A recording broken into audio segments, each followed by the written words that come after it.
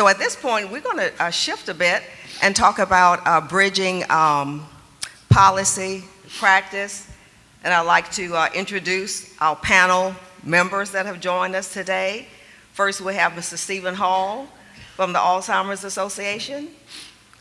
We have next is Miss Denise, and she's Dolores Hurst. She's Executive Director of the Louisiana chapter of the Alzheimer's Association. And Mr. Smith is still here with us. And we also have we're really delighted to have two of our state legislators with us as well. We have Representative Matthew Willard, and then we also have Senator Royce Duplessis. And so we're going to start off our discussion right following the caregiver's story, to have perhaps Dolores to share with us some resources that are available through our Louisiana chapter of the Alzheimer's Association that could have been beneficial in navigating that caregiver journey, as well for other caregivers who may find themselves in a similar situation here in Louisiana, because oftentimes we seek for resources that will help to ease some of the burden of that experience. Okay. Can you hear me?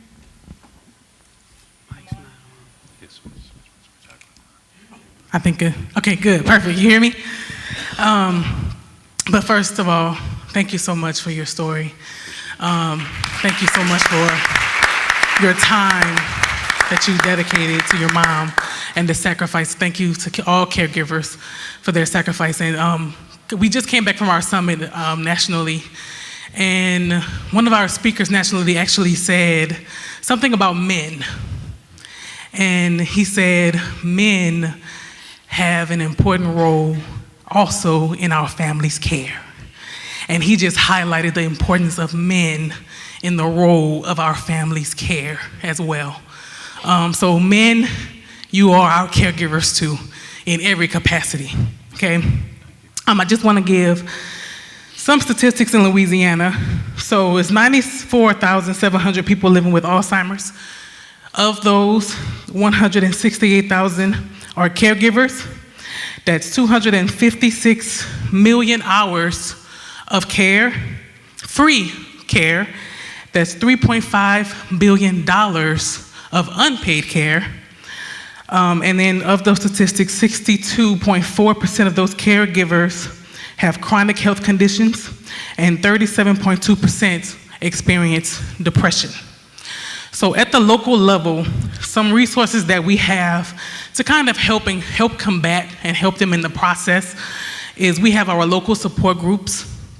And honestly, it's not enough. We have about 22 currently in the state of Louisiana. We have about 6 that's in the New Orleans area. We don't have any in the New Orleans East, which needs to change, because when he talked about stigmatization, that is very present and very apparent, especially in communities of color. So we are trying to break that barrier in communities of color, especially in our biggest area, which is 15.4% prevalence in New Orleans, in Orleans Parish. We're trying to change that. We also have our education series, our Empowered Caregivers education series. We have our in-person and online education sessions. We have our awareness programs. We have our helpline number, which you can call 24/7 to talk to a licensed clinician or a care provider to help you at any time, day or night, with navigating what you need. Then we have a lot of online e-services that you can get a part of. All's Connected, which gives you an online community that you can talk to. All's Navigator, that can help you create your action plan. Your Community Resource Finder, which help you point to local resources. And then we also have Trial Match, which can help you find local trials that your family can get involved in. Yeah, thank you, Dolores. And also there's a table outside in the corridor from from the Alzheimer's Association, and feel free to take any of those resources with you. And so, Stephen, we're glad that you're here with us today also, representing the Alzheimer's Association, and wanted you to share with us some findings from a dementia survey that was conducted, and also from the race and ethnicity report that was sponsored by the Alzheimer's Association. All right, can y'all hear me okay? Great. Yeah, so my name's Stephen Hall. I'm the Associate Director of Research Volunteer Programs at the Alzheimer's Association. And so a lot of the work that I do at the association revolves around a little bit louder. Bring the mic up. All right, can you hear me a little bit better now? Perfect. All right, so a lot of the work that I do really revolves around research and how do we talk about research in communities and engaging individuals in research. So for example, one of the services that Dolores just mentioned is Trial Match. And so I work with our Trial Match program to go out and promote research education, research awareness, and ultimately, hopefully, if it's the right choice for that person, the right next step for that person, research participation. And we talk about caregiving a lot when it comes to that, right? Caregiving is a significant commitment that Americans face. We know that there are over 11 million dementia caregivers in the United States, and those caregivers commit over 18 billion hours every single year to caregiving. So when you break that down, you're looking at roughly 31 hours a week. That is a full-time job, and you're not getting paid for that.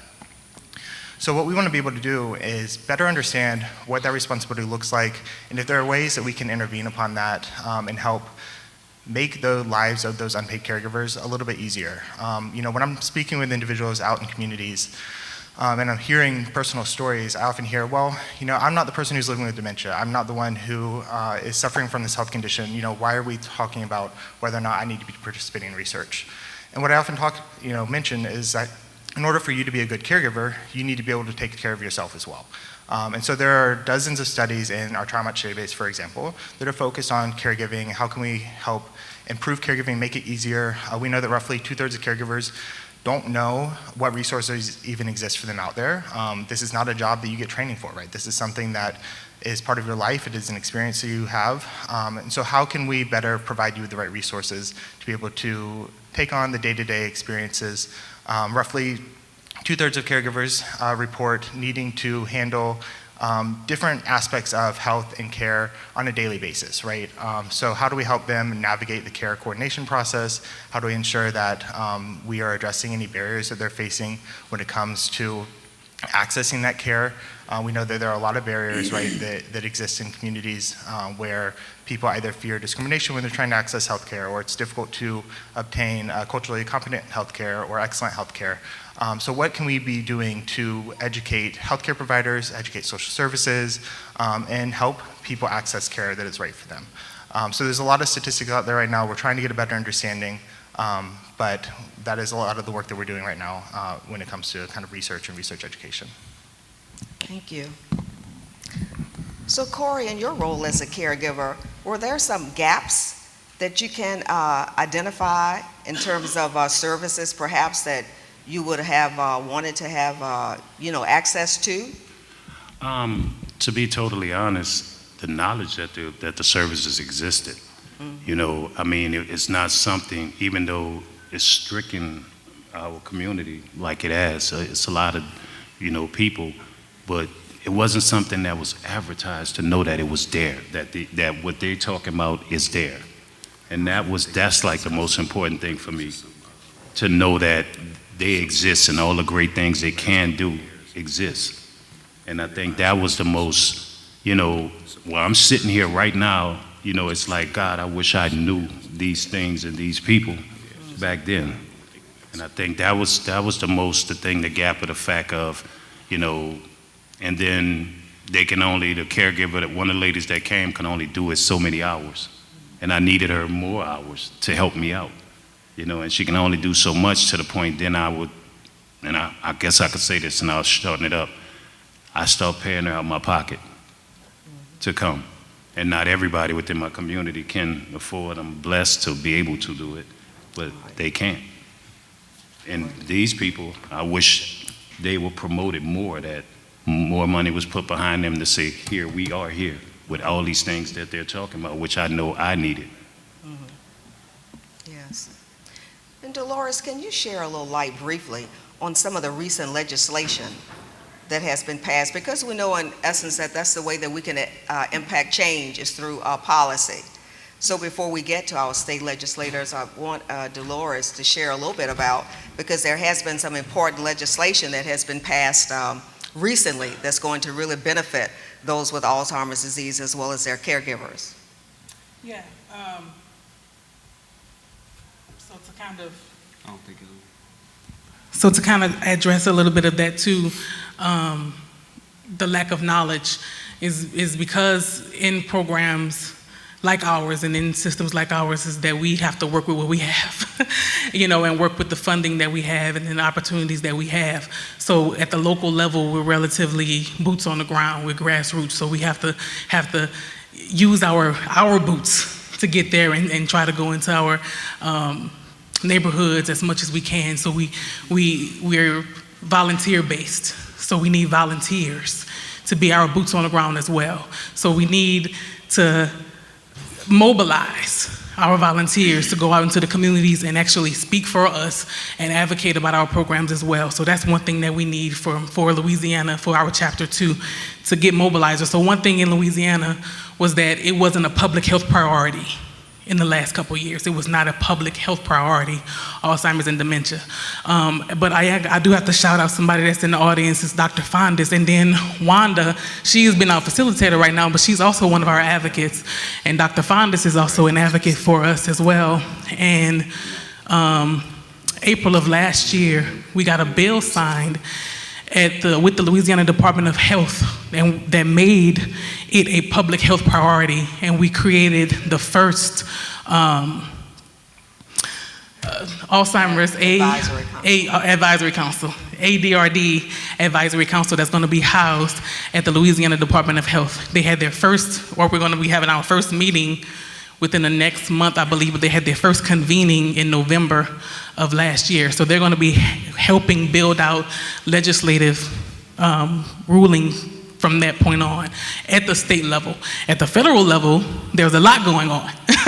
We have a lot of bills, we have a lot of things going on that's trickled down that actually has helped with some infrastructures in Louisiana too. So at the federal level, we had the National Alzheimer's Project Act, which is the NAPA Reauthorization Act. We had the Alzheimer's Accountability and Investment Act, the AAIA, and the Bipartisan Building Our Largest Dementia Bold Infrastructure Reauthorization Act. So that bold infrastructure, that bold, we call it the bold grant at the state level. We have the bold grant in Louisiana. So we were able to build a coalition for Alzheimer's and dementia through that bold grant. And with that bold coalition, we're able to talk about Alzheimer's and dementia and the things that we need at the local level throughout the state, and what we need to build, what infrastructures need to be built in the urban space as well as the rural spaces as well. So now it's becoming that public health priority. Now we can advocate and have boots on the ground. Thank you.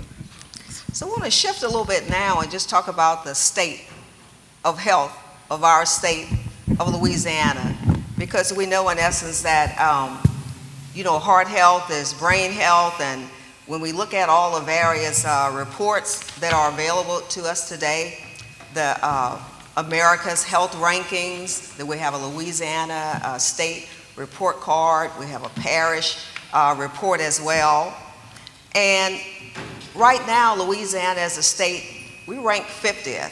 So you may say 50th, oh, that's high. But in terms of this ranking, the higher the ranking, then the least healthy is the state. And so some of the overall statistics and drivers of this ranking is that we rank 50th in poverty for women, 50th for seniors, and 49th for children.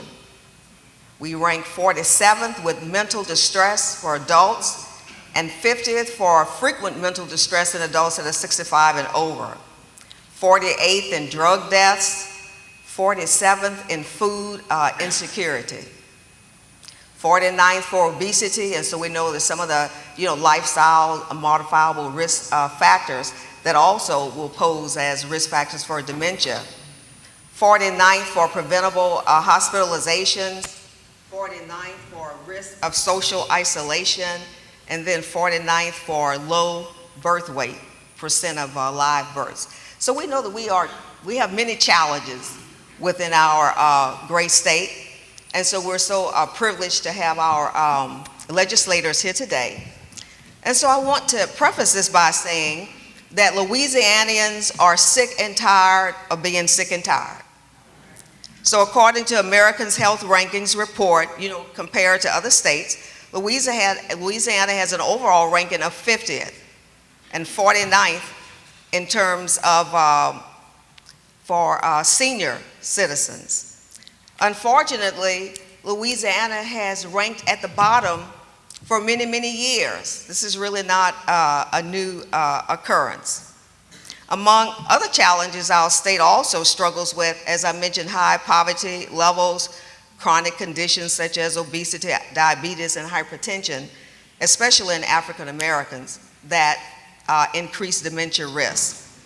Additionally, Orleans Parish has the highest rate of Alzheimer's at 15.4%. So I would like to pose the question, in your role as a legislator, what actions or solutions can you propose or have already taken to address these multifaceted issues at the state level, the local, community, or the district that you represent? Guess I'll go first. Good morning, everybody. Matthew Willard, State Representative out of New Orleans. Clearly, our population in Louisiana is just totally unhealthy. And that should be a priority. It should be all hands on deck to change that. First, I want to give a huge shout out in token of appreciation to the Alzheimer's Association for everything that you guys do. In my personal life, I had 2 loved ones affected by Alzheimer's. My grandmother quickly deteriorated when she was diagnosed with Alzheimer's, and became a totally different person, physically, mentally. Toward the end, she loved the Blessed Mother. She always had a rosary in her hand. Toward the end, that was really the only thing we could use to connect with her. And then my uncle, who was so young when we found out he had Alzheimer's, that the doctors delayed diagnosing him for about a year. He hadn't hit 60 yet, and it was clear that he was having memory loss issues and mental fog, would get lost, forget who you are, repeat stuff. And he just deteriorated so fast. And it was, I think, largely due to a lot of stress that he had going on in his life. So I know from firsthand experience how difficult it is not only for our loved one to experience this awful disease, but for the family members and the caregivers. So, and I appreciate the personal story that we just heard, because it's very difficult for us to do that, especially as black men. We want to be strong. We want to be solid. We want everybody to be able to depend upon us. That's also part of the problem here. We know that chronic illnesses contribute to Alzheimer's.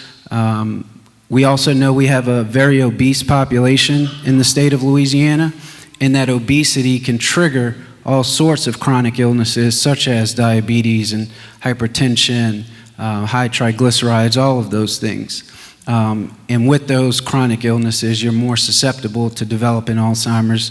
And so when I first got to the legislature in 2020, y'all remember 2020, right, with COVID. Do y'all remember, how many of y'all are from Louisiana? Okay. So y'all remember when COVID first hit, if you had loved ones in nursing facilities and in hospitals, you really couldn't visit them? Well, it was really difficult for patients with Alzheimer's and other forms of dementia because they need that personal connection. They want to see their loved ones, and it was just possible for them to see. And I had a constituent whose father was in a VA facility with Alzheimer's, and he actually died early on during COVID, from COVID, and hadn't been able to see any of his family for about 3 months.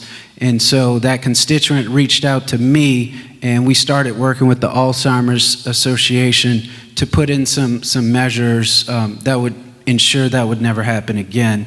Something as simple as making sure that a Alzheimer's patient had access to a tablet so that they could FaceTime or Skype their loved ones. Something simple as that, which didn't exist at the time.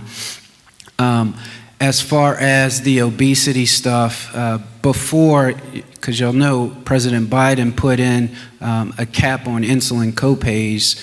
Before that actually took effect, I worked on legislation to cap insulin copays in the state of Louisiana, $75, which is still too expensive, but only half of the states have that right now. And I know from family members that a lot of people don't take their insulin because it's too expensive. And if you have uncontrolled diabetes, that will increase your chances of getting Alzheimer's or another form of dementia. We created an advisory council to prioritize Alzheimer's in the state of Louisiana. I think one of the things, we heard it earlier, we don't acknowledge it a lot of times, right? We just say that person's getting older, they're becoming more forgetful, right? That's not normal. It's not normal. And so I think the more that we let the public know that this is a condition, that this is a chronic disease, the more likely it is that we'll be able to treat it earlier on. In my uncle's case, I think the reason it rapidly progressed is because for a year or so, he was receiving really no treatment for it. And he would wander all over the place, and we would always have to go out and try to find him. And so I think the more prevalent it is in our media, public announcements, social awareness campaigns, the more likely it is that we will take it serious and not just say that the person is getting older or more forgetful. And also, myself and Senator Duplessis both sit on the insurance committees in the legislature. So once these new pharmaceuticals come out to treat Alzheimer's or to manage Alzheimer's, it does no good if the family cannot afford the copay for those medicines. So that is definitely something that we will be looking toward, working on behalf of the people to make sure it is affordable and accessible. Thank you all for having me here today to be a part of this very important conversation. My name is Royce Duplessis, and I serve as a state senator for District 5. I'm also a proud graduate of Xavier University, so I want to thank Xavier for the work that it is doing to, give a shout out to Xavier. To not only host important discussions like the one we're having now, but to strike at what I believe is the heart of the challenges that we faced. When the statistics were given about where we rank as a state in terms of our poor outcomes health-wise, I believe that education and economic opportunity are the great barriers in terms of what we face here in Louisiana, and Xavier has been at the forefront of trying to break down those barriers, particularly for the Black community. So I'm just grateful to be a part of that, and I'm grateful for the leadership of Xavier University. I'll talk about my role as a policymaker, but first I'm also going to begin with a personal story as well. And it's connected to what my brother Rep. Willard talked about, and it's also connected to what my brother Corey talked about. And it's amazing how I'm sure everybody here today probably has their own personal story too. So my grandfather, he and his wife, my grandmother, were married 72 years. He was the picture of health. At a stage in his life, he was also diagnosed with cancer. And this man did everything. Walked 3 miles a day. He was the picture perfect of physical health. But then, the things started happening, started wandering off, started following my grandmother around the house, and all of the signs started to occur. In his case, it was a slow case. 15 years it took. And then the final stage, when he you ultimately forget how to swallow. We watched it and we went through that painful process. We were fortunate in that my grandparents had 8 children, 5 of which lived in New Orleans, so they were able to share the responsibility, unlike in your case where you had to be that one to bear that burden. And when you talk about Alzheimer's or a disease like Alzheimer's, it doesn't discriminate in terms of race or class, but the impact is disproportionate when you look at the impact that it has on certain communities, just given those lack of resources, given the lack of education, and given the lack of ability to respond to it when it happens. Because even in my brother's case, when he says, okay, how much, just tell me what to do, no, there's really nothing you can do but prepare yourself for what you're about to go through. So I believe education around identifying the signs is crucial, and we have to be able to talk about it more. And policy making does play a part in that, but it takes policy making working with communities. We talked about the advisory council that was signed back in 2024. That's a good first step, but there's so much more that we need to do. From my standpoint as a policymaker, I think we have a fundamental responsibility, and that's to trust the experts. In this political climate, and we're seeing it play out right now on the federal level, I mean, we have doctors who are sworn to take an oath who are voting for health secretaries who are against proven science. That's the climate that we're navigating right now. So I think fundamentally, we have to recommit as policymakers to trust the experts around what works and what doesn't work and what's going to keep our communities safe. Because politics should not get in front of science and proper health care. So starting there, I went to Xavier, but I wasn't a pre-med major. I wasn't a science major. So you all so I'm going to work with the experts around. If y'all saying this is what we need to be doing, then I'm going to use my advocacy platform to try to be an advocate around something that impacts us all. And the barriers will continue to be there in states like Louisiana, Mississippi, Arkansas, and others where we're not focusing more on education. We're not focusing more on economic opportunities to break down some of these barriers. I brought a bill last year to make healthy food more accessible to communities in need. Food deserts, we have them not just in urban communities, but in rural communities. The bill passed with bipartisan support, and the governor vetoed it. So these are the kind of challenges that we're facing. We're talking about a bill that would have created more accessibility, more to make healthy foods more accessible. In 2022, I worked with a collaborative of advocates to promote screenings, mental health screenings for new mothers, because we know the impact that not just delivering a child, but carrying a child has on the mental health of women. And we know the poor maternal outcomes in the state of Louisiana, particularly for black women, but mental health is a big part of that. So I think it's all connected.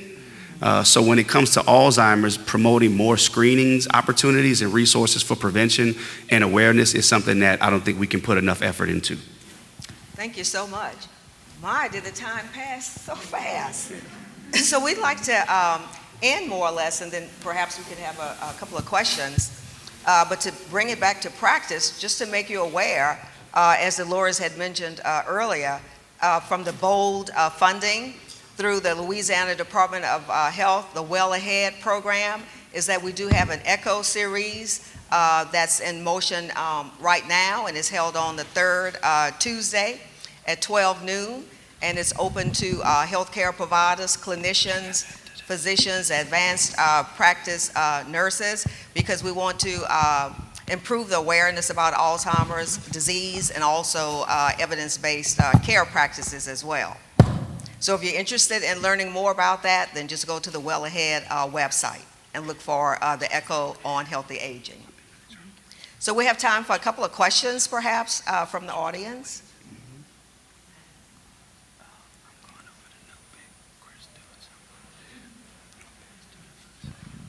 Good morning, everyone.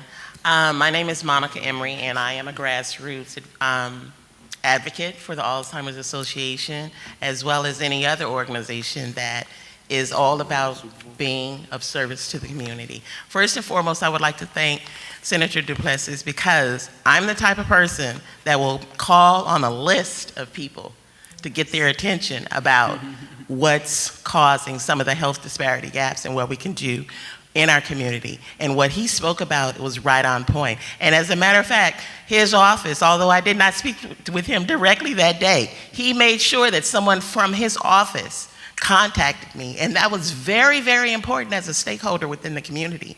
So we have to focus also, as Dolores was saying, grassroots. Get together, call these people, let them know that you care about your community, you care about your families, okay? Because oftentimes within the situation, such as Serve said, he was taking care of his mother. Sometimes mom and dad can have 5, but only one is capable of taking care of the situation.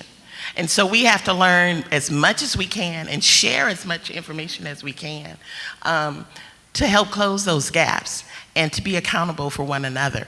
But there's 2 things that I want you to remember before you leave here. I want you to remember mensbrainhealth.org. Can I hear you say it? mensbrainhealth.org and alz.org. Those 2 alone will keep you moving forward. And that's it.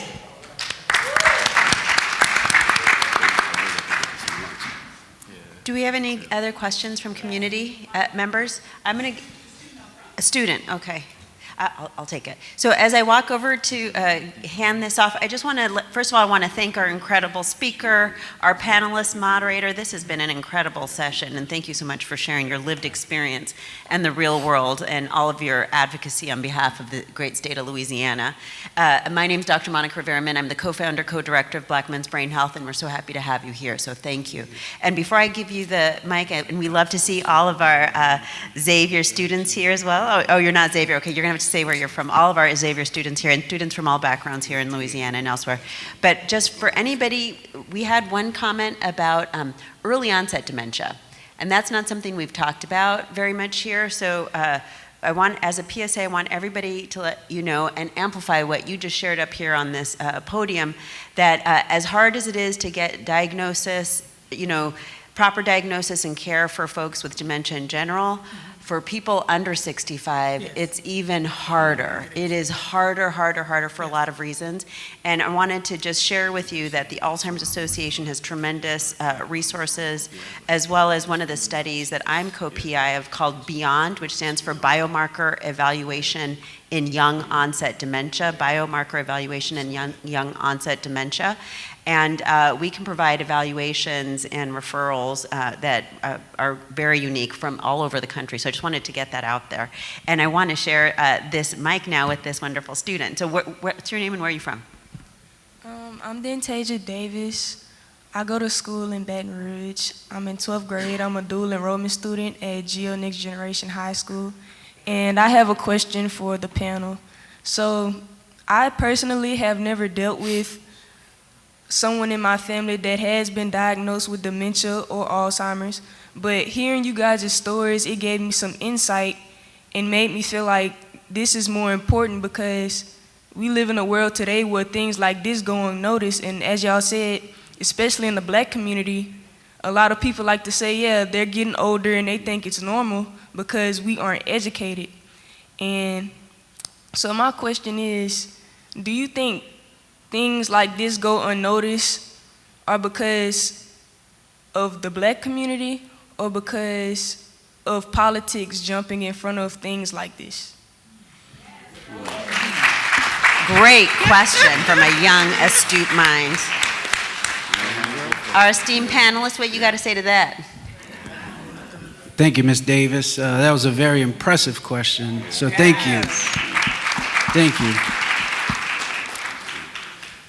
I would probably say a little bit of both, right?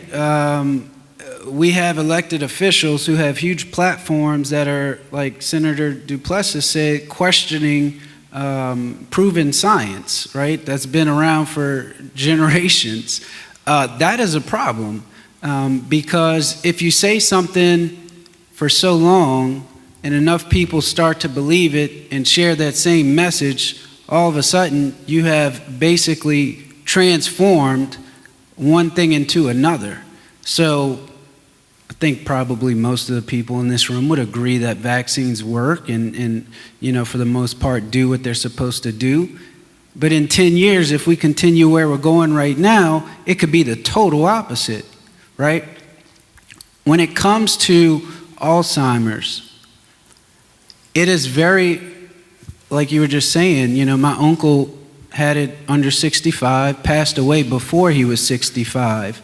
It is a phenomenon that affects the brain, and there's still so much that we do not know about the brain. So I think, as it was discussed up here, screenings, knowing the signs to look for. If you have a loved one who occasionally gets lost or seems disoriented or forgets who you are or anything like that should be a red flag, that is not normal. And we need to make sure everybody understands that is not normal, and that's going to be something that needs to be looked at by a healthcare team. So I think that's something that's very important. I'll give you another personal story. My girlfriend's father has extreme diabetes, never goes to the doctor, never takes his medicine, and a couple weeks ago he ended up in the hospital, and yesterday had all of his toes amputated. He didn't want to ask anybody for help. He thought everything was okay, and a friend found him basically in a state where, he could have died, right? That's something that we have to change as it relates to black men. It's okay to talk about our feelings. It's okay to acknowledge if something isn't right or if you need help. We can't be afraid to have those conversations because ultimately they could be life-saving. So I'm going to wrap it up, but I want to touch on something else pertaining to it, the financial aspect. Yep. So, like with healthcare and things like that in the black community, we might overlook these things because we probably can't afford it. And I think that's a big problem as well because it's like a chain reaction that could lead to so many other bigger problems, and it can increase this problem actually. I know that's right. Thank you very much. Do you want to wrap us up then? Yes. And so we just like to thank all of our panel participants. We'd like to thank you for attending the session. And then I'd like to say too, always remember that each of us has a voice. We have a voice, we have a vote. We don't need to be passive. We can step into the role as an advocate, as I have, as Dolores has, and all of us are really advocates. And that we're going to be storming the Capitol, all dressed in purple. When I say storming the Capitol, all dressed in purple. All of our advocates from Louisiana, from across the United States, and we're going to be advocating for Alzheimer's legislation. All right. And that will be in June. All right. Well, Yes. we'll share the information. Well, thank you all so much. A great session. Thanks to every single one of you. Thank you. Deb, thank you so much. That was really exceptional.